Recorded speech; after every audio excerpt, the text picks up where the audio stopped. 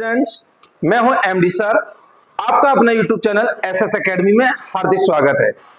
आज फिजिक्स की class start होने जा रही है। तो सबसे पहले मैं बताऊंगा आपको फिजिक्स के बारे में। फिजिक्स क्या है, भौतिक विज्ञान क्या है। भौतिक विज्ञान एक मापनी विज्ञान है जिसे मापन का विज्ञान कहा जाता है। आपके सिलेबस में फिजिक्स के यानी दो पार्ट है, एक विद्युत यानी इलेक्ट्रिसिटी विद्युत की, और एक है आपकी प्रकाश की यानी आपकी लाइट। ठीक है, आपके दो पार्ट हैं बच्चों।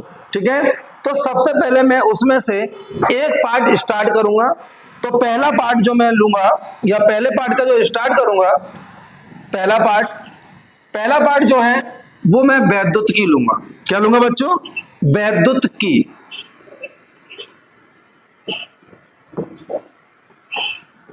वैद्युत की यानी वैद्युत की यानी इलेक्ट्रिसिटी। वैद्युत की इलेक्ट्रिसिटी आपके फिजिक्स का पहला पार्ट यानी फर्स्ट बुक है। और फर्स्ट बुक में जो आपको यूनिट पढ़नी है वो 5 यूनिट पढ़नी है बच्चों। कितनी पढ़नी है? 5 यूनिट पढ़नी है, जिसमें से पहली यूनिट जो है वो आपकी है स्थिर वैद्युत की। स्थिर वैद्युत की। स्थिर वैद्युत की। क्या आप जानते हैं स्थिर वैद्युत की क्या है? क्या आप जानते हैं स्थिर वैद्युत की क्या है? चलिए मैं बताता हूं।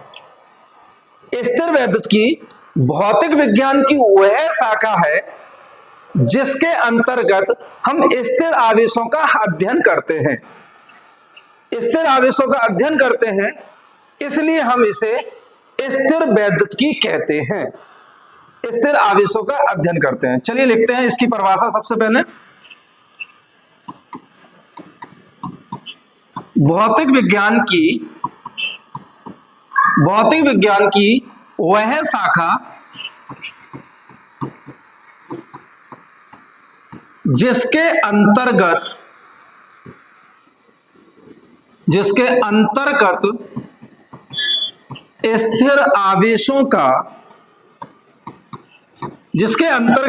स्थिर आवेशों का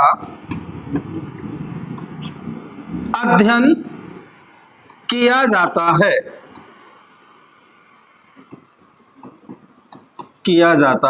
है स्थिर वैद्युत की कहलाती है। वैद्युत की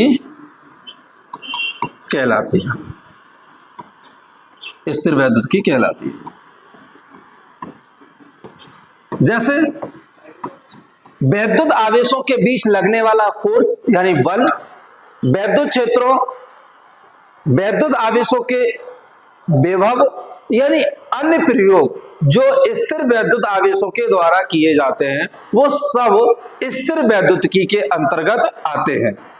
ओके बच्चों, तो स्थिर वैद्युतिकी में आपका पहला चैप्टर, पहला पार्ट जो है, और आपको जहां तक आपको लिखना है तो आप अपने स्क्रीनशॉट ले लीजिएगा, जिससे आप बाद में भी अपना लिख सकते हैं, रिवाइज कर सकते हैं। ओके बेटा, तो इसी के साथ स्थिर वैद्युत की हो गई। अब मैं अगले पार्ट के लिए चलता हूं, वैद्युत आवेश। अगला टॉपिक जो मेन टॉपिक है, यानी सबसे पहले मैं चैप्टर बताता हूं। आपका जो चैप्टर है वैद्युत आवेश एवं वैद्युत क्षेत्र।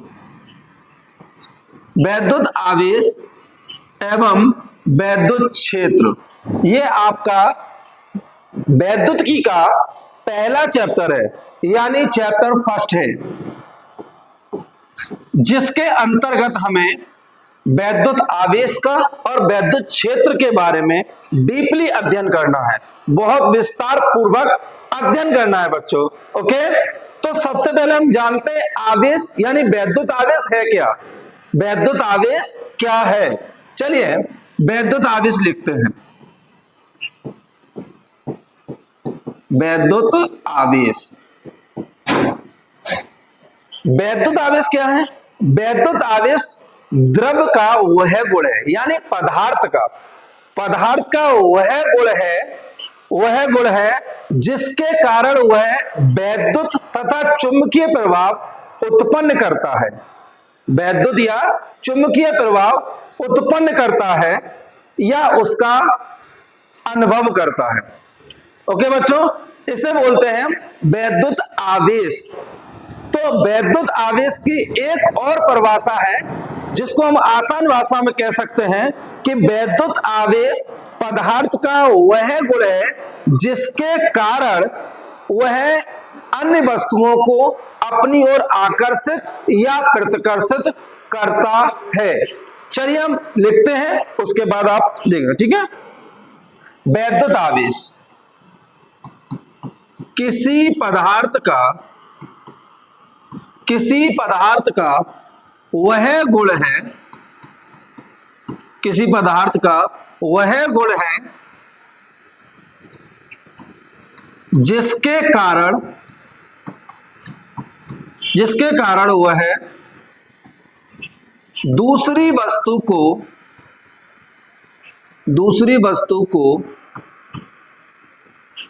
वस्तु को आकर्षित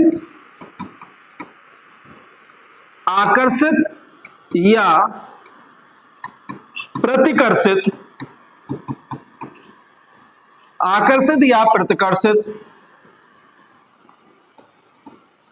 ठीक है।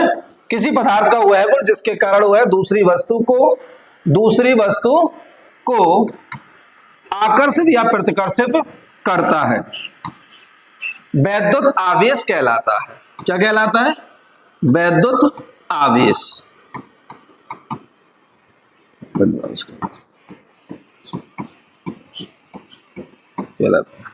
भाई वैद्युत आवेश है क्या? भाई हम कैसे महसूस करें ये वैद्युत आवेश है? आपने कई एग्जाम्पल में देखा होगा, जब हम सूखे कंघे को यानी सूखा कंघा ले लेंगे और सूखे कंघे को हम बालों से जब रगड़ते हैं तो देखते हैं कि एक छोटे छोटे कागज के हल्के कण को वो सूखा कंघा उसे आकर्षित कर लेता है। क्यों? क्योंकि जब मैंने इसे बालों के साथ घर्षण किया तो उसमें एक आवेशन उत्पन्न हो गया, जिसके कारण ये छोटे छोटे हल्के से कागज के टुकड़े उस कंघे की ओर आकर्षित हो जाते हैं।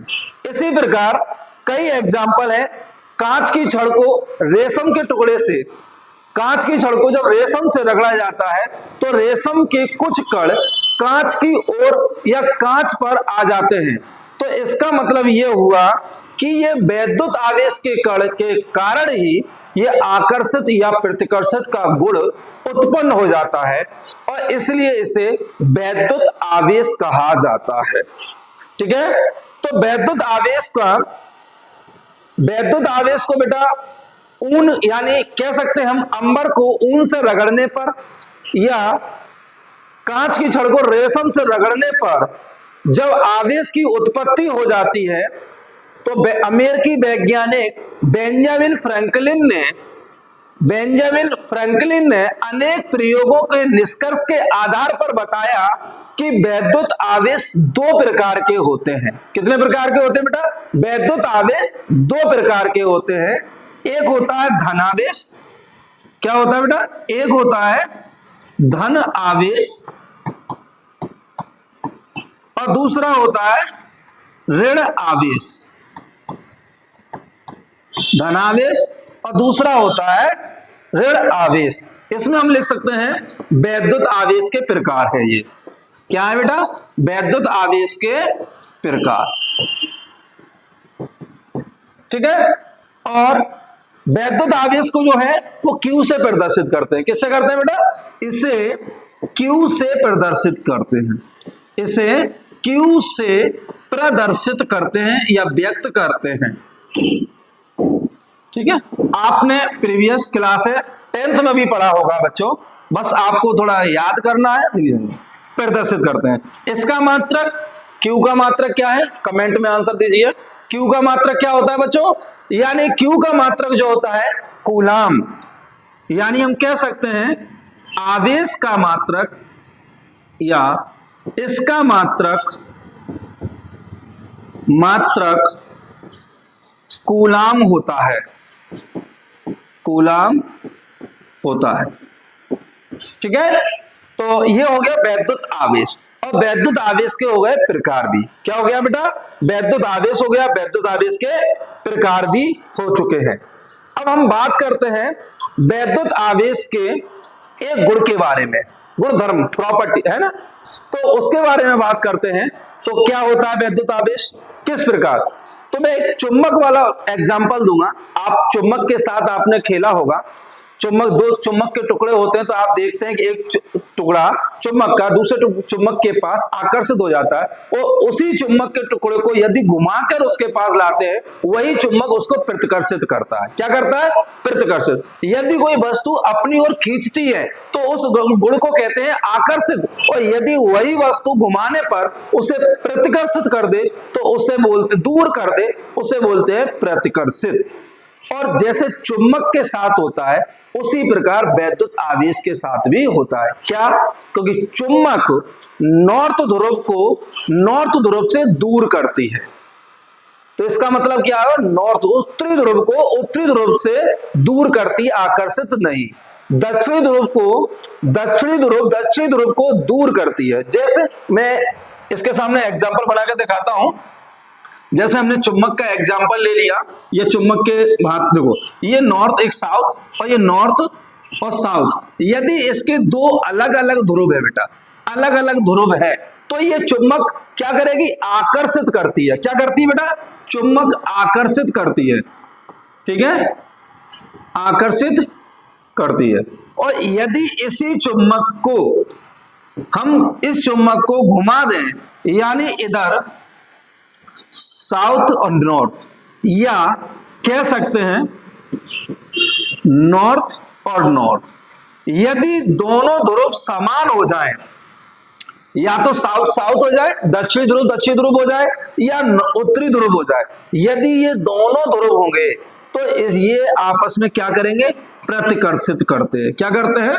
प्रतिकर्षित करते हैं। तो इसी प्रकार मैं आपको समझाने जा रहा हूं कि वैद्युत आवेश दो प्रकार का होता है, एक धनावेश और एक ऋणावेश, यानी पॉजिटिव चार्ज और नेगेटिव चार्ज। तो पॉजिटिव चार्ज आपस में क्या करेंगे? प्रतिकर्षित करेंगे, क्योंकि दोनों समान आवेश है।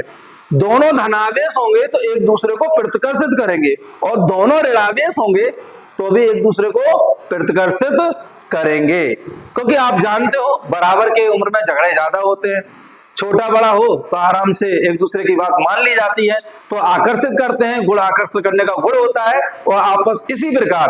तो नॉर्थ को समझ गए ना? तो समान प्रकार के आवेश एक दूसरे को प्रतिकर्षित करते हैं। तो इसीलिए हम नोट लिखते हैं, नोट में ये पॉइंट ध्यान रखेंगे, आगे ये बहुत यूजफुल रहेगा आपके लिए बच्चों। नंबर 1 पॉइंट, समान प्रकार के आवेश, समान प्रकार के आवेश, समान प्रकार के आवेश एक दूसरे को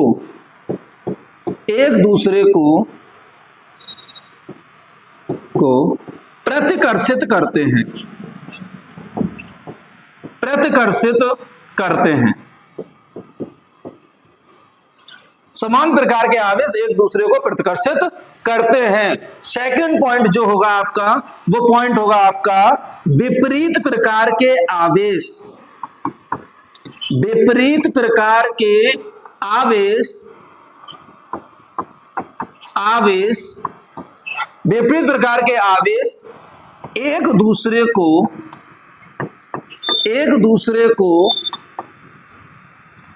दूसरे को आकर्षित करते हैं, आकर्षित करते हैं। ओके बच्चों? हाँ, ओके। और ये हो गए आपके नोट पॉइंट।